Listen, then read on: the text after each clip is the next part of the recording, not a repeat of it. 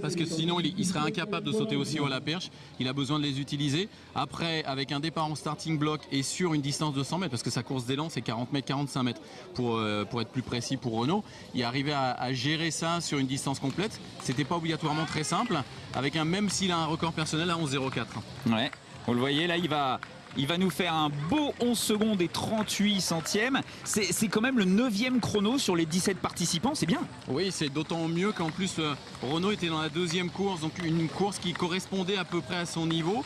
Il se retrouve deuxième derrière Kurtzen et il est quand même content parce qu'il les laisse quand même 4 autres. Parce que là, on l'a vu, hein, et il n'a pas réussi tous ses essais, mais sur le premier essai, il nous fait 7,18 m. Oui, un bon saut, une bonne mise en action, et puis on voit un petit peu un...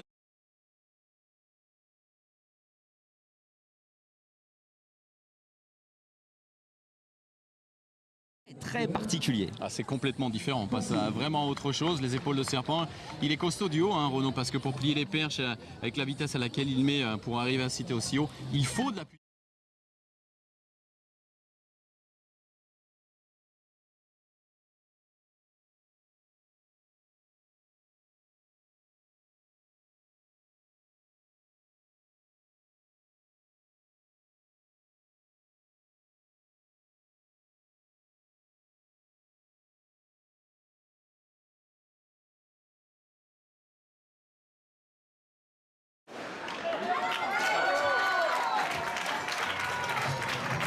Et au niveau Guillaume qui est bien parti. Renaud Lavillenie également, pas mal. Il faut continuer comme ça. Renaud, Rudy, David Gomez à l'extérieur, Ushiro qui est revenu sur Alexandre Marchand. Allez, encouragement, ils nous entendent. Oui, dans le virage, c'est important le virage. C'est là qu'il faut bien. Ushiro, Bourguignon, Ushiro, Bourguignon, Gomez.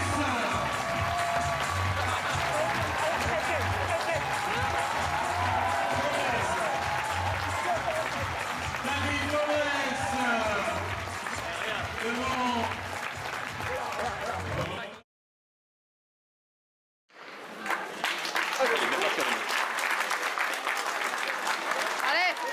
Les bonnes courses de tous ces garçons, Renaud. Et devant c'est Willem Kurtzen qui est tenté que ce décathlon qui vient. Et Renaud qui va taper les décathloniens français. C'est du disque à 30,02 m, une première pour lui. Je ne savais pas à quoi espérer, donc voilà, c'est parti.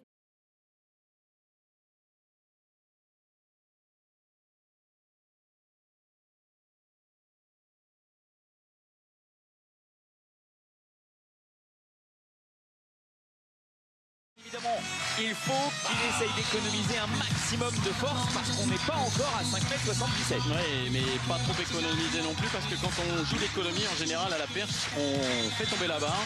Donc il faut faire un saut propre avec une bonne course d'élan bien rythmée. C'est ce que fait Renaud pour l'instant. Un bon piqué et un saut qui franchit. Pas trop de marge, de la marge en hauteur. Hein. Par contre, il lui manque un tout petit peu de vitesse pour être vraiment complètement à l'aise. Il a pris une perche un peu plus dure que lors de son premier essai à 5,27.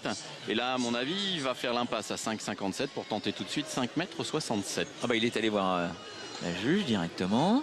Hein, t'as entendu aussi ça. Ah bah non mais alors, hein. Non, on commence à voir l'œil un peu partout avec ce sacré Renaud. Alors, on vous rappelle, parce qu'à un moment, encore une fois, Kevin l'a dit sur l'interview avec Anne Audru, que tant qu'il n'avait pas dépassé ses 7000 points dans ce décathlon, eh bien si jamais il venait à battre cette meilleure... Il n'a pas pu battre Kurtzen, 61,06 m. Il en avait besoin, hein, parce qu'il avait lancé qu'à 57 mètres jusqu'au deuxième essai. Et Renaud Lavillenie qui continue, malgré sa frustration, parce que je peux vous dire qu'il est frustré après la perche. Il a réussi à lancer son javelot, bien sûr, attention, hein, il n'a pas l'habitude de le faire. Déjà, dès le premier tour, vous sentez que vous montez très haut dans les tours, et ça dure longtemps, longtemps, longtemps. On a l'impression que ça s'arrête jamais. Ce qui est important, en fait, ce qu'on va voir pendant le 1500 mètres, c'est si ces deux garçons, ces garçons en particulier Renaud Lavillenie, ont réussi à s'alimenter comme il faut pendant ces 2 jours, c'est-à-dire qu'ils ont bu, ils ont mangé comme il fallait pour éviter les crampes. et les petits accidents qui peuvent se déclencher justement pendant ces trois tours, 3 quarts. Alors on va vous les présenter bien évidemment, mais ça va se décanter au fur et à mesure de ce 1500.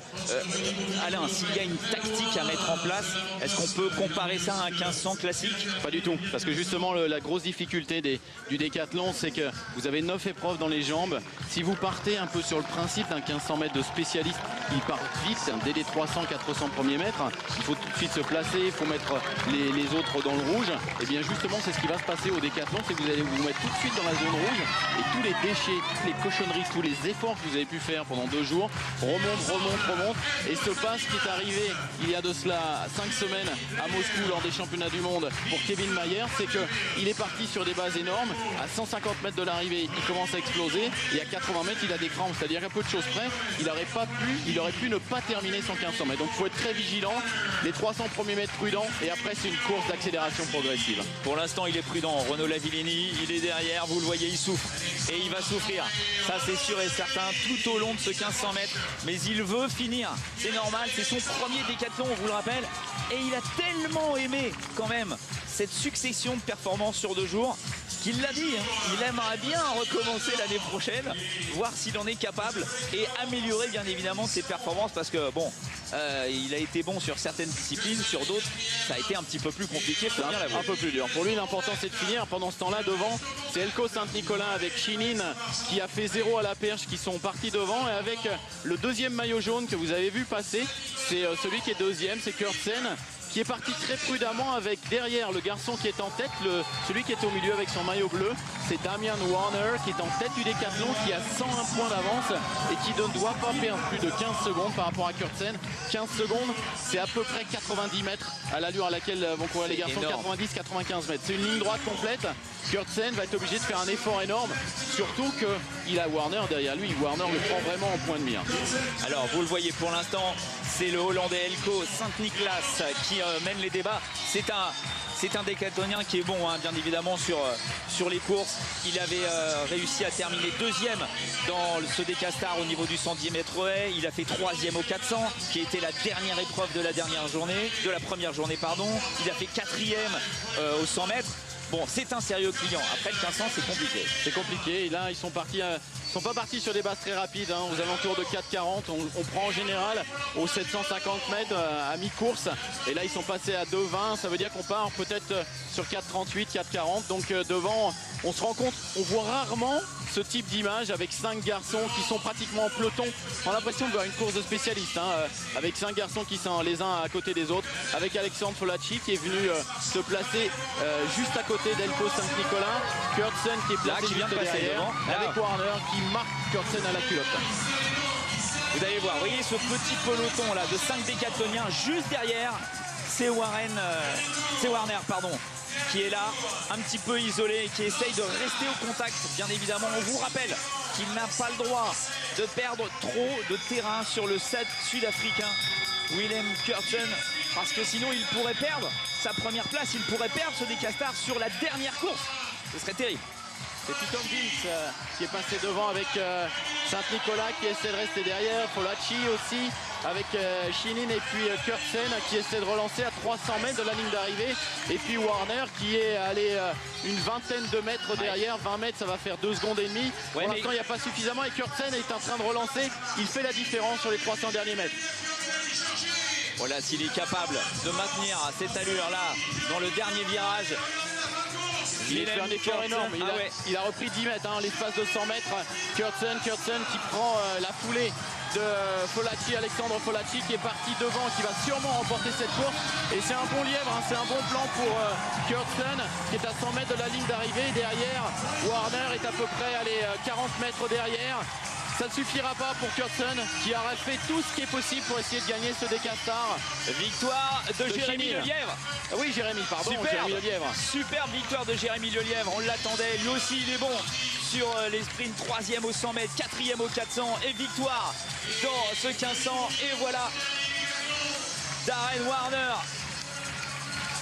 qui a du mal, qui va essayer de récupérer.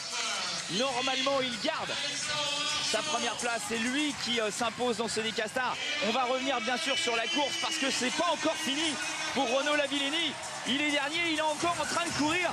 Il faut qu'on voit Renaud Lavillenie qui pour l'instant va essayer de boucler son 1500. Il n'en peut plus. Il n'en peut plus, vous allez le voir. Ah, c'est loin, c'est loin la ligne d'arrivée sur un 1500. Bravo, Ça y est, Renaud. ça y est, il a fini son premier décathlon. Oh là là, quel effort pour Renaud Lavillenie. Regardez, c'est ça qui est absolument génial dans cette famille des décathloniens. Vous avez Darren Warner qui vient lui donner l'accolade. Ils ont beaucoup discuté d'ailleurs tous les deux, notamment pendant le concours du saut à la perche. Tout le monde vient le féliciter parce qu'on ne se rend pas compte de l'effort que ça peut demander